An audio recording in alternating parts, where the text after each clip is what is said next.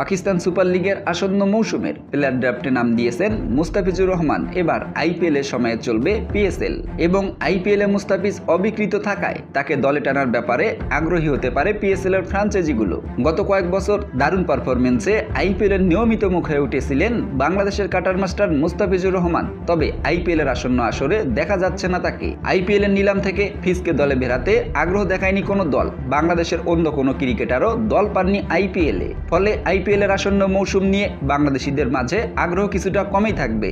IPL এ দল না পেলেও পিএসএল এ দল পাওয়ার বেশ ভালো রকমের সম্ভাবনা রয়েছে মুস্তাফিজের। পাকিস্তানে চ্যাম্পিয়ন্স ট্রফি চলবে ফেব্রুয়ারির মাঝামাঝি থেকে মার্চের শুরুর সময় পর্যন্ত, যে কারণে এবার পিএসএল মাঠে গড়াবে আইপিএল এর সময়ে। পরের মৌসুমগুলোতেও আইপিএল এর সময়ই পিএসএল এর আয়োজনের ব্যাপারে সিদ্ধান্ত নিয়ে রেখেছে পিসিবি, যার ফলে আইপিএল এ দল না পাওয়া ক্রিকেটারদের দলে ফেরানোর সুযোগ পাবে পিএসএল এর ফ্রাঞ্চাইজিগুলো। তাই নিশ্চিতভাবে বলা যায় প্লেয়ার ড্রাফট থেকে মুস্তাফিজকে নিশ্চিত কিনবে পিএসএল এর দলগুলো।